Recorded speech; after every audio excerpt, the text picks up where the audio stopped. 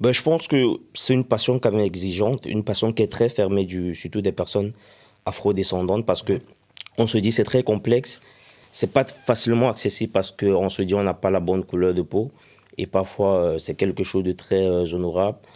Bon, les difficultés, ça existe. Je ne pense pas vraiment que c'est un domaine qui fait place à la méritocratie.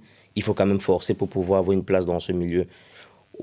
Pendant le cursus scolaire, j'avais quand même pas mal de difficultés, pas parce que je n'étais pas brillant, mais parce qu'il y a des sélections qui sont faites et on se dit, bon, pour pouvoir exceller, pour pouvoir réussir dans ce domaine-là, déjà à partir de l'université, il faudrait qu'on soit très bon, il faudrait qu'on soit au-dessus de beaucoup de personnes.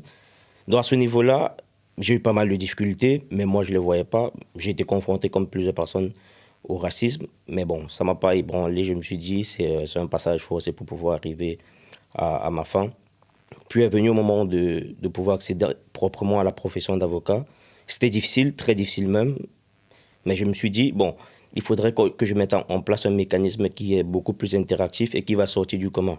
Au lieu de postuler comme plusieurs personnes, parce qu'il faut savoir que pour entrer dans la profession, il faut être parrainé par un maître de stage.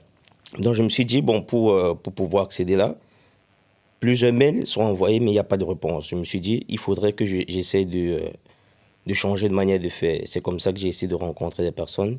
Et puis est venu un moment, un avocat qui m'a donné ma chance. Il m'a dit, bon, vous êtes passionné, j'ai envie de travailler avec vous. J'ai fait des stages volontaires de 7 mois pour pouvoir démontrer ce que je valais. Et arrivé à ce moment-là, il a dit, bon, je vais vous donner votre chance, montrez-moi ce que vous valez. Et arrivé là en février 2026 où j'ai prêté serment officiellement en tant qu'avocat. Donc je pense que la difficulté, il y en a, mais maintenant, je pense que c'est tout à fait possible. C'est difficile, mais on arrive toujours à force de persévérer et de croire vraiment à ses rêves.